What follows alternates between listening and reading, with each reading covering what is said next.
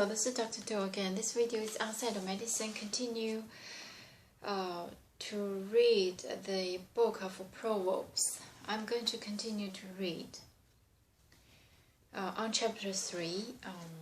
I finished the first half of chapter 3. I'm going to finish chapter 3 today. By wisdom, the Lord laid the earth's foundations. By understanding, he set the heavens in place.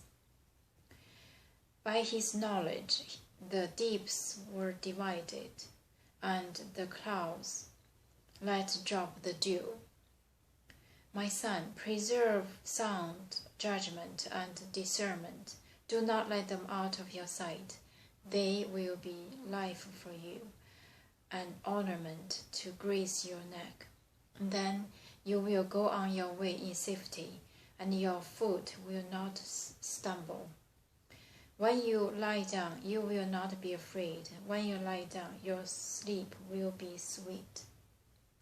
Have no fear of sudden disaster or of the ruin that overtakes the wicked. For the Lord will be your confidence and will keep your foot from being snared. Do not withhold good from those who deserve it, when it is in your power to act. Do not say to your neighbor, come back later, I will give it tomorrow, when you now have it with you. Do not plot harm against your neighbor, who lives trustfully near you. Do not accuse a man for no reason when he has done you no harm. Do not envy a violent man or choose any of his ways. For the Lord detests a preserved man, but take the upright into his confidence. The Lord's curse is on the house of the wicked, but he blesses at the home of the righteous. He mocks proud mockers, but gives grace to the humble.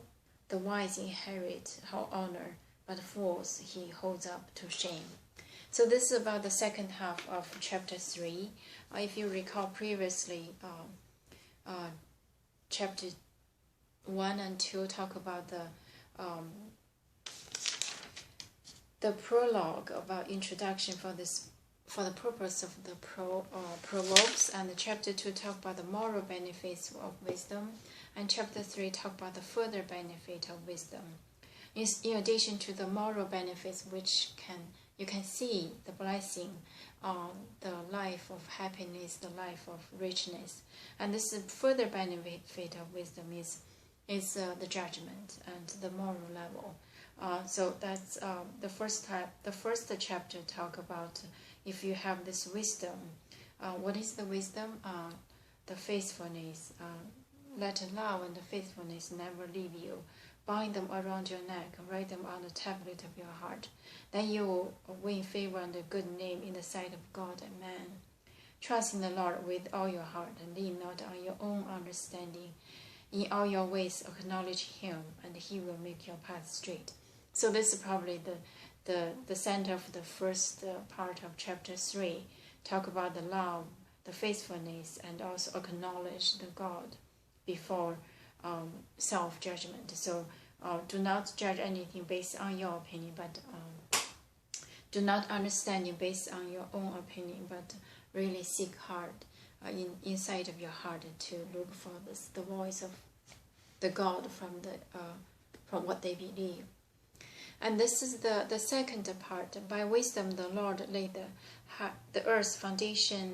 By understanding he sets the heavens in place. So this is saying the nature phenomenon related to the God they believe.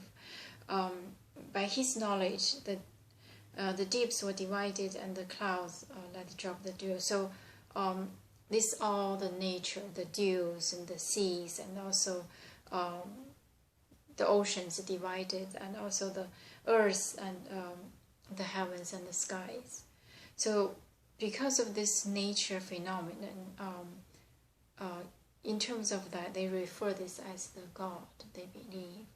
And now saying, my son, preserve sound judgment and discernment. Do not let them out of your sight. They will be life for you, an ornament to grace your neck. Then you will go on your way in safety, and your foot will not stumble. When you lie down, you will not be afraid. When you lie down, your sleep will be sweet. So this is I think probably the center of the second half of this chapter 3 is advice to preserve sound judgment and discernment. Do not let them out of your sight. I think it's a referral. Look at the sky, look at the heaven. There are so many things beyond us, beyond the human. So open up the mind and let that be the wisdom. So if that's the case, then preserve the sound judgment and discernment and humble. Do not think human beyond nature, even though the human have done many things really outstanding, extraordinary, but still compared to the sky, compared to the universe, it's still so insignificant. I think this is probably saying keep a humble heart, open the mind up to look at sky, to look at the enormous of nature, and then we'll really set the mind in the place of humble. Have no fear. Do not withhold good from those who deserve it. And so if you look at that way, then you have no fear of sudden disaster or of the ruin that overtakes the wicked.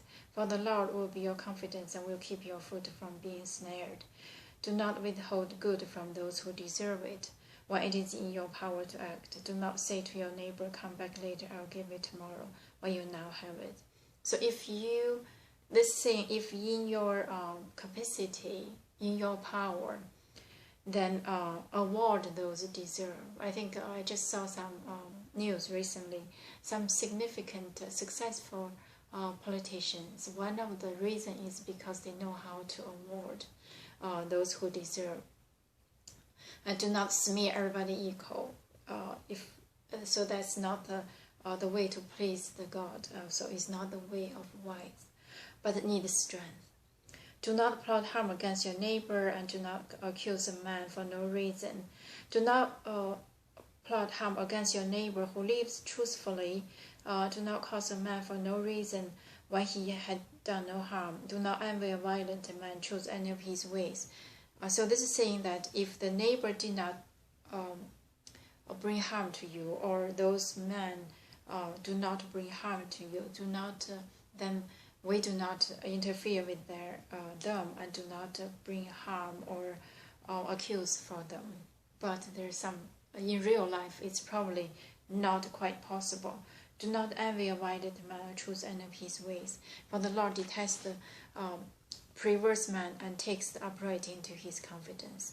The Lord curses is on the house of wicked and blesses the home of the righteous, and mocks proud mockers and give graces to humbles. The wise inherit honor, and fools holds up to shame. So this is all saying the consequence of those with or without wisdom.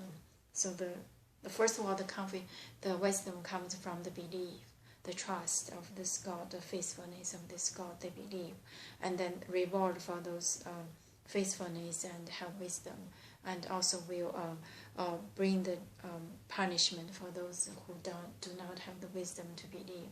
So this is about the chapter 3 of the book of Proverbs. I'm going to stop here today, and hope you can read and interpret in your own way. Thank you for watching. I'll see you next time.